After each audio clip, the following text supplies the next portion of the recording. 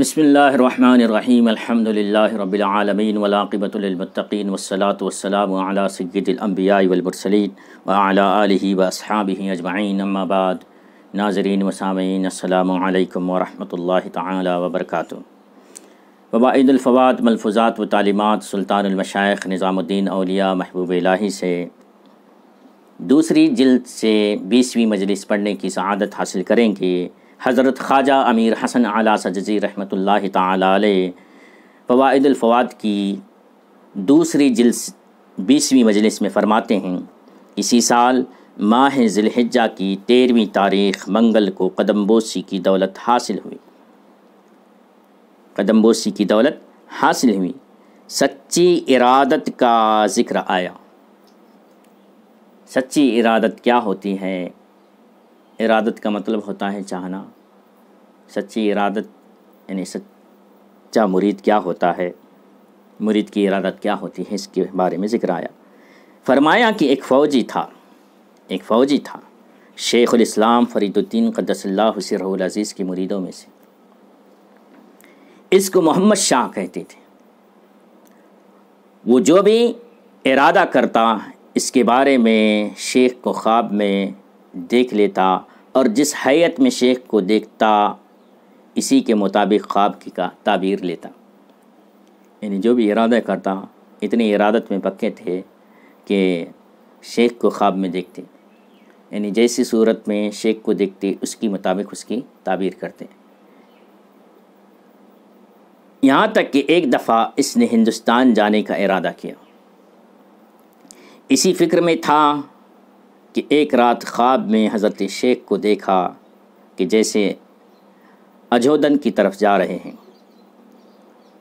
ہندوستان جان اسی فکر میں تھا، رات میں سو گیا، خواب میں دیکھا کہ شیخ بابا فرید اجودن کی طرف جا رہے ہیں۔ جب وہ بیدار ہوا اپنے آپ سے بولا کہ مجھے بھی اسی طرف جانا چاہیے۔ جب وہ بیدار ہوا تو اپنے آپ سے بولا کہ مجھے بھی اسی طرف یعنی اجودن کی طرف جانا ہے۔ نہ اس نے شیخ سے کوئی بات سنی، نہ اشارہ دیکھا، بس اتنا دیکھا کہ اجودن جاتے ہیں، بس اس نے اجودن جانا دیکھا۔ اس نے ہندوستان کا دورہ چھوڑ دیا اور اجودن کی طرف روانہ ہو گیا۔ الغرض اس سفر میں اس نے بہت راحت اور آسائش دیکھی، یعنی اس کا جو اجودن کا جو سفر تھا اس میں بڑی راحت اور آسانیاں دیکھی۔ خواجہ ذکرہ اللہ بالخیر نے فرمایا کہ یہ محمد شاہ غوری کہلاتے تھے، اچھے آدمی تھے۔ آخری عمر میں کعبے کے سفر کو گئے تھے، اس کے بعد ان کی کوئی خبر نہیں آئی۔ کعبے کے سفر کو گئے تھے، پھر اس کے بعد کیا ہوا ان کے بارے میں نہیں معلوم ہے، لیکن ان کی ارادت میں وہ اتنے پکے تھے کہ شیخ سے ان کا تعلق اتنا مضبوط تھا کہ جو بھی وہ ارادہ کرتے شیخ کو خواب میں دیکھتے، اور شیخ کو جس کیفیت میں دیکھتے اس کی وہ دن میں تعبیر لیا کرتے تھے۔ بولے سچے پکے مریدوں کا حال یہی ہوتا ہے، ان کی ہر بات میں ارادت جتنی پکی ہوتی ہے، جتنی سچی ہوتی ہے، اتنی پیر سے رہنمائی ملتی ہے۔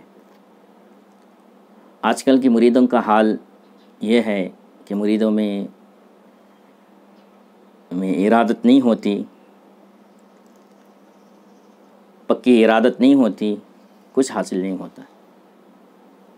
اگر سچی ارادت رکھیں تو بہت سے فیوز و برکات حاصل ہو جاتے ہیں۔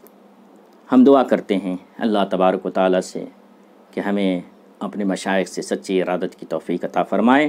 اور آج ہماری یہ دوسری جلد سے 20ویں مجلس ختم ہوتی ہے۔ وآخر دعوانا ان الحمدللہ رب العالمین۔